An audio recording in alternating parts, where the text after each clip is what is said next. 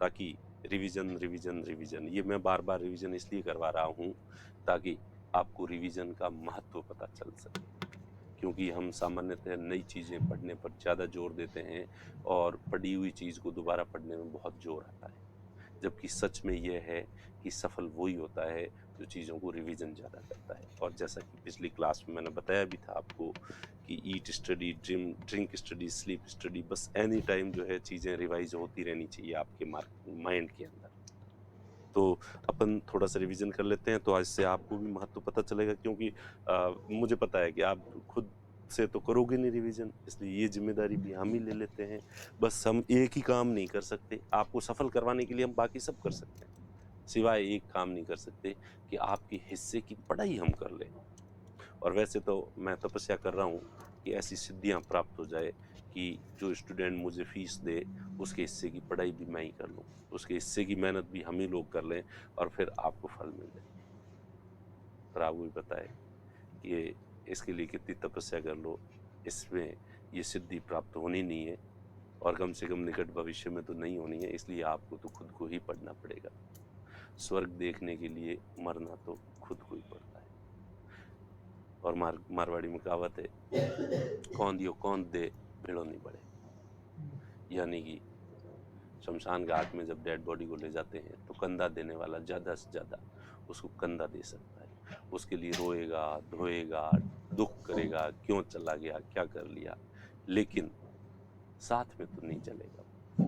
तो वैसे कि वैसे हम जो है वो आपकी मदद कर सकते हैं, आपके लिए ज़्यादा मेहनत कर सकते हैं, आपको डांट सकते हैं, आपको फटकार सकते हैं, आपको बार बार सलाह दे सकते हैं, लेकिन आपके हिस्से की पढ़ाई हम नहीं कर सकते, वो तो आपको ही करनी पड़ेगी। तो आपको सफल केवल आप ही बना सकते हैं, और अगर आप असफल भी होते हैं तो उसके लिए भी जिम्मेदार आप ही होंगे। प्लीज अपनी असफलताओं का ठीकरा दूसरों पे फोड़ने की आदत जिस दिन आप में से चली जाएगी, उस दिन दुनिया का व्यवहारिक ज्ञान आपको प्राप्त हो जाएगा और आप सफल होने की तरफ बढ़ सकते हैं। ठीक है, तो प्लीज रिवीजन करते रहें, हम हमारी तरफ से कोशिश कर रहे हैं। मैं वापस रिवाइज करवा देता हूँ कि अपन ने जो है वो क्या पढ़ा है। फंडामेंटल राइट्स ही रिवाइज करवाऊंगा, ज्यादा पीछे वाला नहीं जाऊंगा, क्योंकि ज्यादा पीछे वाला जो है वो आप खुद करेंगे। तो फंडामेंटल राइट्स जो है वो आर्टिकल 12 से लेके आर्टिकल 35 तक फंडामेंटल राइट्स दिए गए हैं और ये भाग 3 में दिए गए हैं।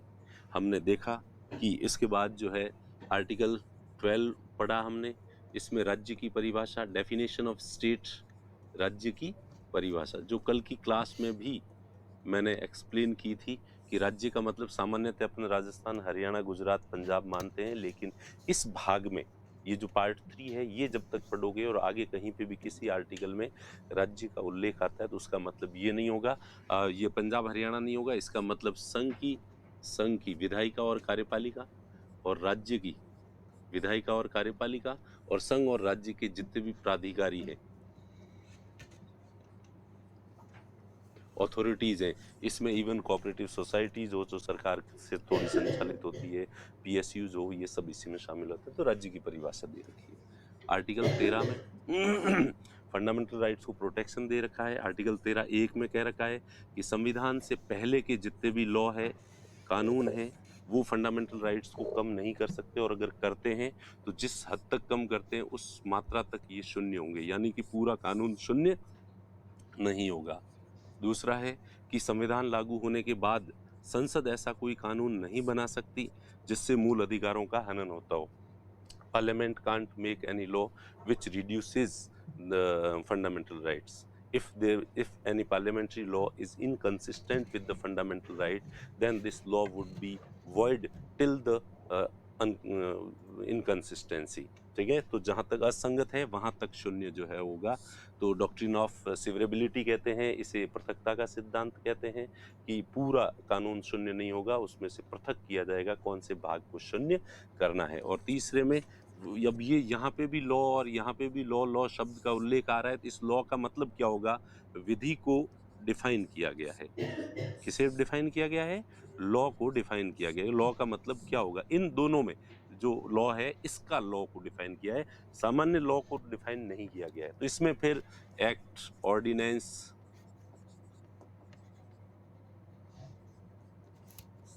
ठीक है, रूल्स, रेगुलेशंस, बायलॉज, ट्रेडिशन, ठीक है। तो ये सारी चीज़ें जो है वो नोटिफिकेशन, ये सब जो है वो लॉ है, और इन सब से किसी से भी फंडामेंटल राइट्स को कम नहीं किया जा सकता।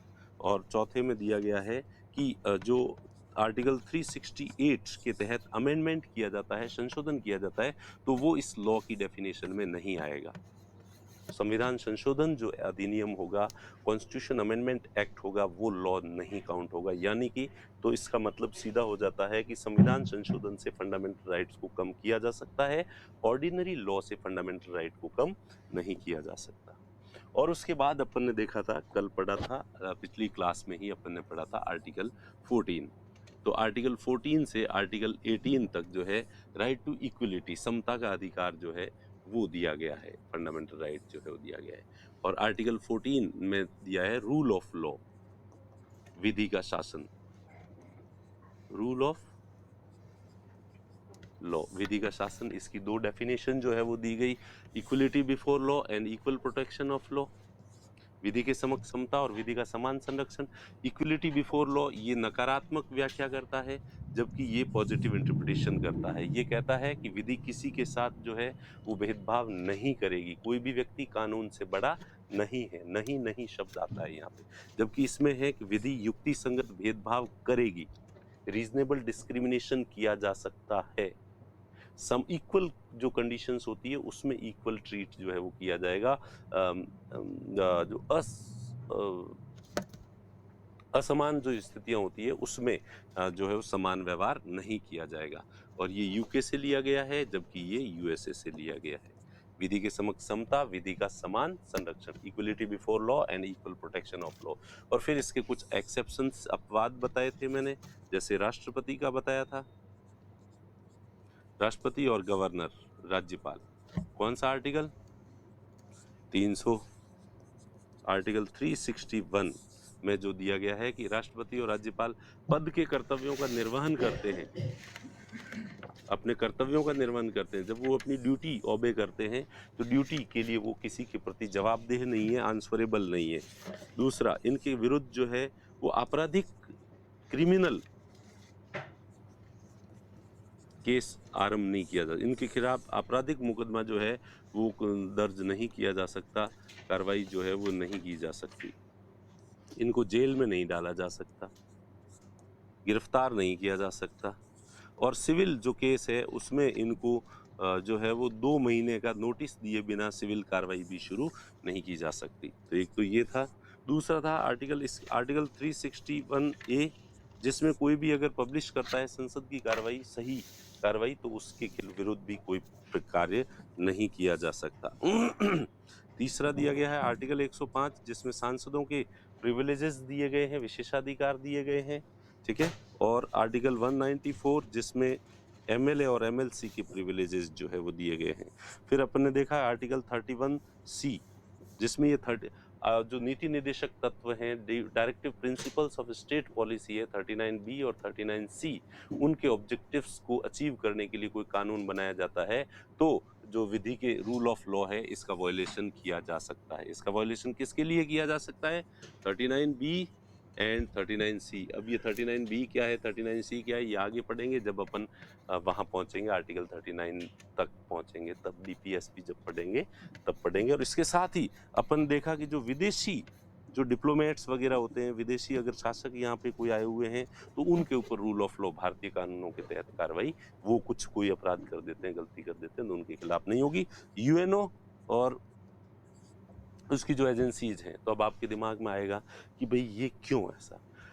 तो ये यूएनओ ने पूरे विश्व में जो है परमिशन ली है अपने सभी सदस्य देशों से, और जेनेवा कन्वेंशन जो हुआ था उसके तहत, जेनेवा या वियना जो हुआ था, जिसमें विभिन्न देशों ने आपस में जो है वो पैक्ट किया था। क्योंकि कुछ देश ऐसे होते हैं जैसे इस्लामिक कंट्रीज होती है, वहाँ सजा के प्रावधान बहुत ज़्यादा कठोर होते हैं। तो इस वजह से कि भाई देखो, हमारे जो नागरिक हैं उनको, हमारे जो अधिकारी हैं वो आपके वहाँ आएंगे तो आपके कानून के तहत जो है उन्हें सजा नहीं दी जाएगी, बल्कि हमारे खुद के कानून के तहत दी जाएगी। इसे एक्स्ट्रा टेरिटोरियल राइट्स कहते हैं। इस शब्द के इसके लिए कौन सा शब्द यूज होता है? Extra territorial rights. तो वैसे ये शुरुआत उस समय हुई जब ईस्ट इंडिया कंपनी और ये विदेशों में व्यापार करने के लिए जाते थे, तो वो वहाँ के शासक से जो है ये स्पेशली परमिशन जो है वो मांगते थे कि जैसे ब्रिटिशर्स और फ्रांसीसी भारत में आए थे, तो यहाँ के जो भी लोकल शासक होते थे उनके राज्य में अपनी फैक्ट्री कारखाना लगाते थे, तो सबसे पहले तो वो फैक्ट्री या कारखाना लगाने की अनुमति लेते थे कि साहब ये फलां जगह पे हम फैक्ट्री कारखाना लगा दो। फिर वो थोड़ा और अपना प्रभाव उत्पन्न करके और उनसे उन्हें ये कन्विंस करते थे कि हमारे लोग हमारे इस क्षेत्र के अंदर अगर कोई भी अपराध करते हैं तो प्लीज़ देवताओं आप वाले कानून से इन्हें सज़ा न दी जाए, इनको हम हमारे कानून के तहत सज़ा देंगे। क्यों? क्योंकि हमारे वाले कानून तो ऐसे थे, कोई चोरी कर दे हाथ काट दो, ठीक है? हालांकि ये अपने वाले कानून नहीं थे, ये मुस्लिम कानून थे, जो उस समय मुस्लिम शासन था, तो इसलिए ज़्यादातर जगह तो वही कानून जो है चलते थे। इधर उधर बुरी नज़र से देखे आँख फोड़ दो, कम तोलता है मांस काट दो उसके शरीर का। तो इस तरह के कानून जो है ये कठोर बर्बर जो है सजा दी जाती थी। तो इसलिए इन कंपनियों की ये कोशिश रहती थी कि इस तरह के बर्बर कानूनों का प्रयोग उनके नागरिकों के लिए नहीं हो, तो इसलिए वो एक्स्ट्रा टेरिटोरियल राइट्स जो है वो लेते थे। चलिए, तो इसलिए अभी भी कई देश ऐसे हैं जहाँ पे इस तरह के कानून हैं, तो इसलिए चलो भारत में तो ठीक है कानून, लेकिन अभी कई ऐसे देश हैं, पिछड़े हुए देश, जहाँ पे इस तरह के बर्बर कानून जो है वो हैं। तो वैसे तरीकों से सज़ा न दी जाए, इसलिए सब ने मिलकर आपस में ये तय कर रखा है कि तो भारत के जो एम्बेसी के लोग हैं, वो कहीं बाहर हैं, तो उनको भी भारत की जो आचार संहिता है, सॉरी यहाँ की जो कानूनी संहिता है, उसके तहत जो है वो सज़ा दी जाएगी। तो इस तरह से ये अपवाद एक्सेप्शंस जो है आर्टिकल 14 के। तो ये हो गया आर्टिकल 14। देखिए आर्टिकल 14 जब पढ़ाया था तो पूरे 1 घंटे की क्लास लगी और रिवीजन करवाया तो 5 मिनट में रिवीजन हो गया। तो इसलिए रिवीजन पहली बार पढ़ना थोड़ा मुश्किल होता है, लेकिन रिवीजन करना बहुत आसान जो है वो होता है। और एक इसमें ये ध्यान रखना कि व्यक्ति का जो उल्लेख होता है, तो कानून रूल ऑफ लॉ यानी कानून के समक्ष सभी व्यक्ति समान हैं। कानून किसी भी व्यक्ति के साथ भेदभाव नहीं करेगा। तो व्यक्ति में, पर्सन में, यहाँ पे जो है वो पर्सन एक लीगल जो टर्म में जो पर्सन, कंपनी भी पर्सन के तहत आती है, ठीक है? तो लीगल पर्सन में कंपनी भी इंक्लूड है, निगम, कॉरपोरेशन वगैरह ये भी इसमें जो है वो इंक्लूड है। तो अब अपन जो है वो पढ़ते हैं अगला आर्टिकल, आर्टिकल 15 अनुच्छेद 15। ये भी समानता की ही बात करता है। और आर्टिकल 15 जो है ये कहता है कि भेदभाव नहीं किया जाना चाहिए, डिस्क्रिमिनेशन जो है वो नहीं किया जाए। कुछ आधारों पर भेदभाव का निषेध, prohibition of discrimination on certain grounds. तो सर्टेन ग्राउंड्स किन किन आधारों पर जो है वो भेदभाव किया जाता है? तो जैसे कि सबसे पहला, ये 15 में कई सारे भाग हैं, तो 15 आर्टिकल जो 15 है, 15 जो 1 है, इसमें दिया गया है कि राज्य किस आधार पर? धर्म करेंगे। मुझे उम्मीद है कि आप लोगों को याद है आर्टिकल 15। आर्टिकल 15(1) जो है एक, उसमें दिया गया था कि राज्य जो है वो नागरिकों के साथ, अपने सिटीजन्स के साथ बीच में जो है 5 आधार, कितने आधार दिए गए हैं? There are 5 grounds. On those 5 grounds, state shall not discriminate among the citizens.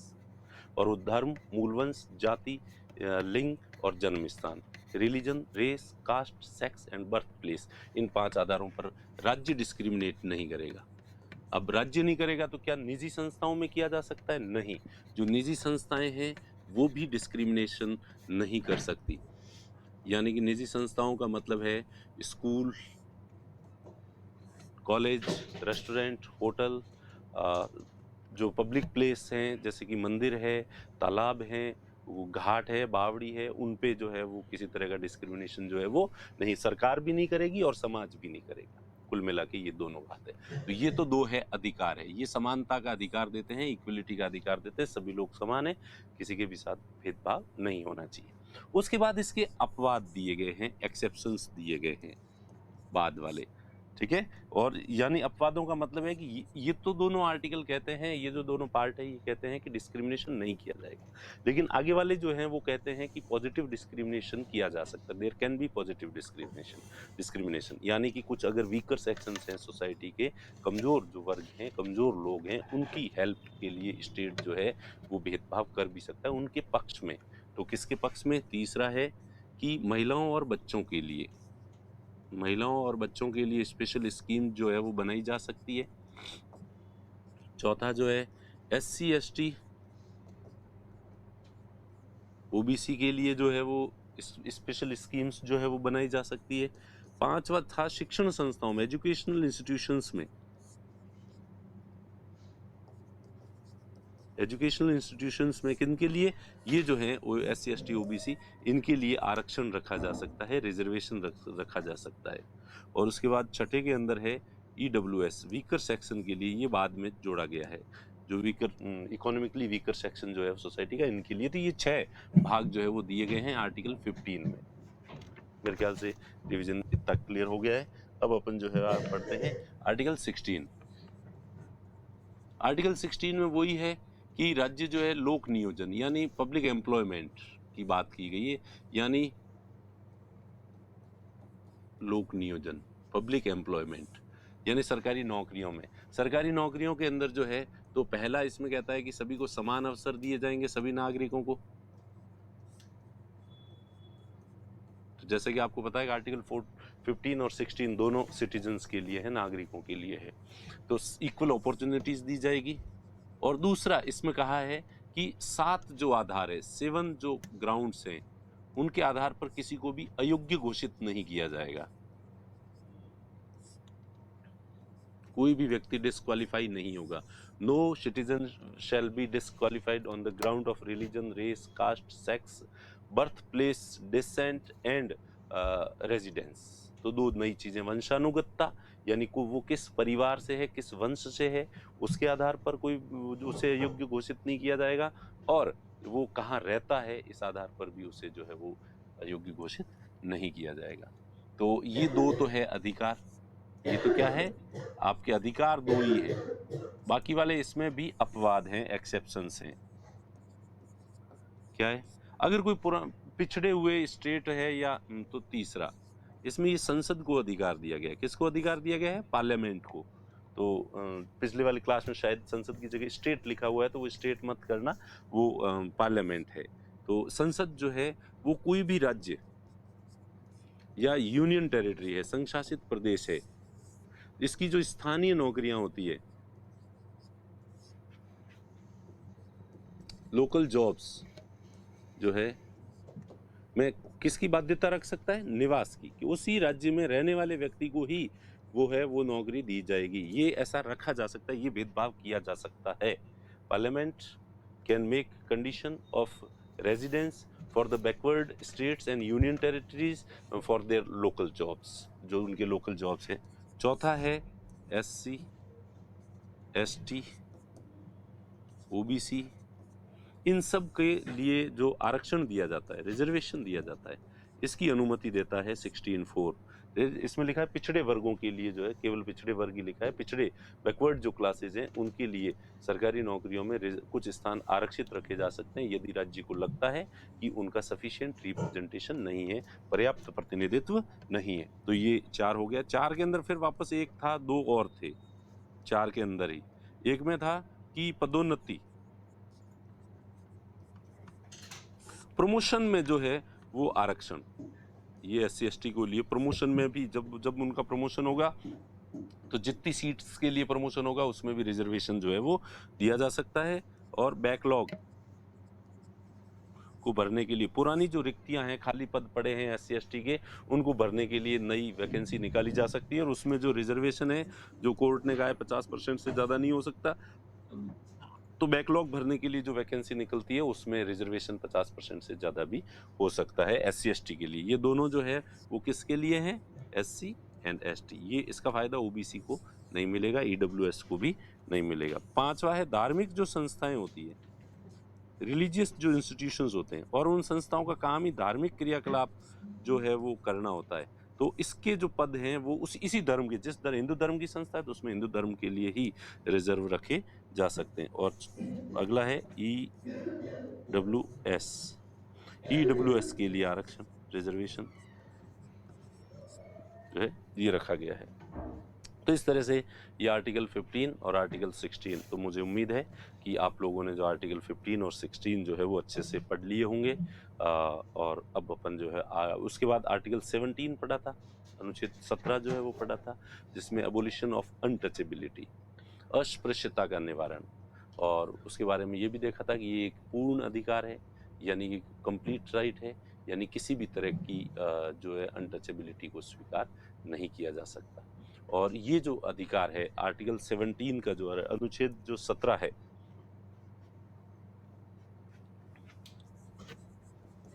Article 17 का जो अधिकार है अस्पृश्यता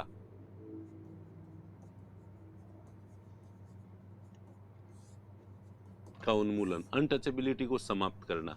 तो सबसे पहली बात तो ये है कि ये जो अधिकार है ये एक पूर्ण अधिकार है, कंप्लीट राइट है। पूर्ण अधिकार का मतलब क्या है, इसमें कोई अपवाद नहीं है, देयर इज नो एक्सेप्शन, अपवाद नहीं होगा कि ऐसी स्थिति में, उसमें तो कहा ना कि भेद पहले वाले में था, सभी में अपन ने देखा 14, 15, 16 सब में एक्सेप्शंस थे कि विशेष स्थिति में डिस्क्रिमिनेशन किया भी जा सकता है। लेकिन ये कहता है कैसी भी विशेष स्थिति हो उसमें किसी भी स्तर पर जो है वो भेदभाव नहीं किया जा सकता। और दूसरा इसमें जो है ये है कि ये व्यक्ति के विरुद्ध अधिकार है, निजी व्यक्ति के विरुद्ध है, निजी व्यक्ति के विरुद्ध, प्राइवेट इंडिविजुअल के अगेंस्ट ये अधिकार दिया गया। एक समाज का कोई व्यक्ति जो है वो भेदभाव नहीं करेगा, अस्पृश्यता नहीं करेगा। स्टेट की बात नहीं, स्टेट तो वैसे भी नहीं करता, स्टेट ने तो पहले ही जो आर्टिकल 15 है उसमें श्योर कर दिया है। तो इसमें ये जो है किसके विरुद्ध दिया गया है, निजी व्यक्ति के विरुद्ध जो है वो दिया गया है। ठीक है। तो ये था आर्टिकल 17। अब आज अपन जो है वो अगला आर्टिकल पढ़ेंगे